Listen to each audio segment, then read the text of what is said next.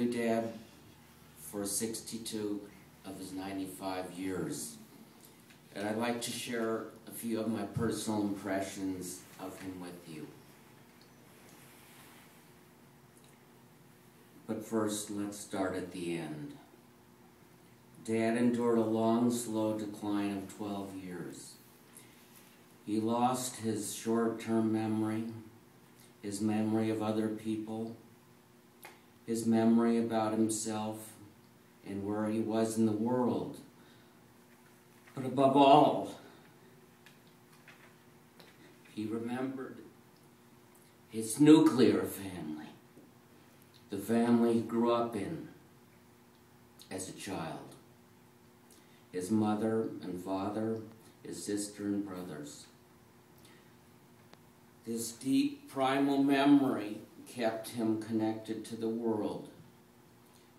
Without those positive relationships, he would not have been a happy man, and he would not have lived into old age.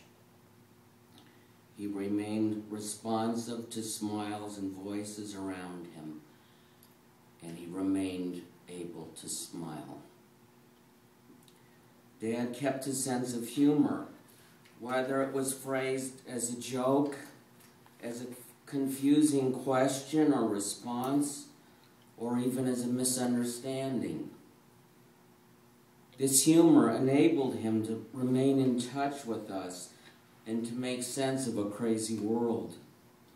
About a month before he died, I was sitting with Dad and we were watching TV, and his caretaker Walter told me that Dad loved watching martial arts on TV. And that is what we were watching. I was totally surprised, aghast, because I had never heard anyone say this about my sophisticated, intellectual father. I didn't know if he knew the difference between a red belt and a black belt. So I asked him if he liked the Kung Fu demonstration on TV, and he said yes. He shook his head. And I asked why. He shrugged his shoulders. I pressed him and asked what he liked the best about the martial arts kicking. He looked at me and asked, "Is it good for the Jews?" It was a totally surprising remark that made me laugh.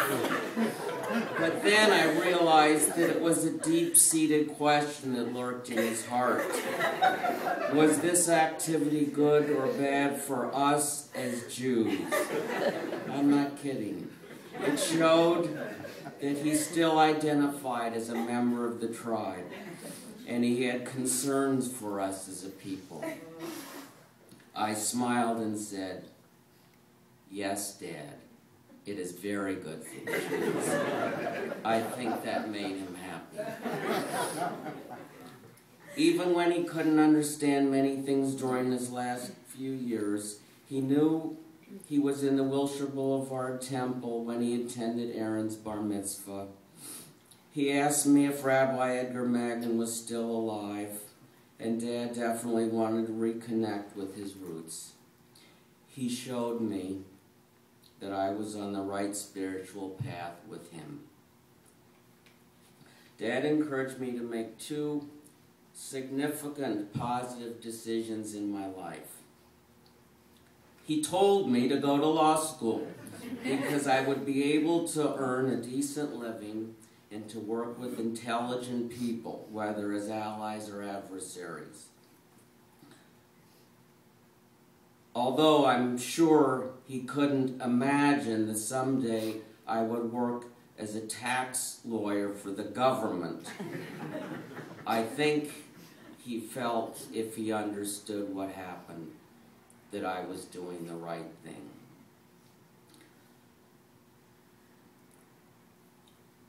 Before I even thought about formally going to law school, when I was in high school, I think I had just finished high school and I worked in his law firm for a summer in the mailroom.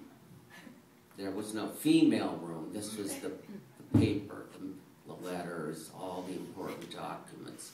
So I had the task of pushing the mail cart through 4 floors, and I liked it. One day I stopped at his office and the door was open and I heard him yelling and arguing, and there was no one in the room except him, and he was standing up behind his desk and he was really angry. I had seen this at home before, but not in the office.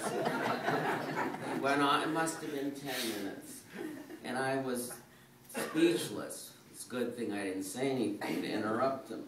So after a while, he hung up the phone, and I said, "Dad, what was that all about?" He said it was just a disagreement. Well, why all the noise? He said, sometimes we have to do that. And years later, I understood, yes, this was one of the tools in the lawyer's arsenal. And on that day, he relished the tool. During my first year in law school, I discovered my father's name as the attorney of record in a landmark contract case that we were studying in our textbook. When I asked Dad about it, he said casually, "I didn't know it would be a winning argument. I just did the best I could." That summed up his lifelong attitude, a commitment to himself and to his family to do the best he could.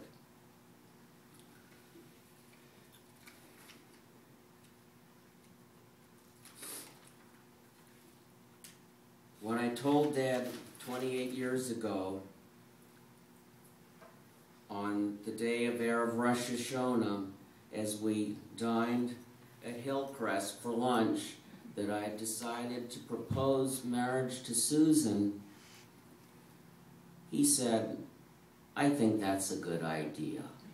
In fact, I think she'll accept."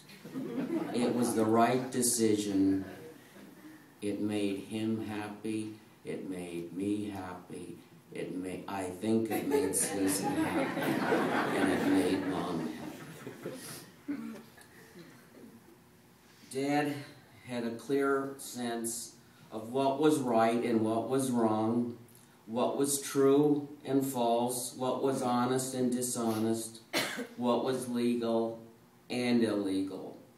He taught me to respect those moral distinctions and to use them as a guidepost for my own life.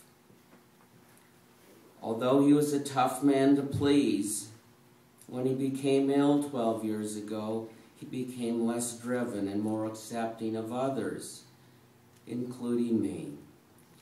His whole attitude softened. He became more appreciative of us. Yet, he continued to tell me bluntly when he thought I needed a haircut. I'm grateful for what my father taught me. When I sit at my desk at work, I will remember Dad's uncompromising standards, his honesty, and his commitment to professionalism. Those qualities made him successful, and they earned him respect from family, friends, and peers. I hope that at the end of my life and career, my children and family will say the same thing of me.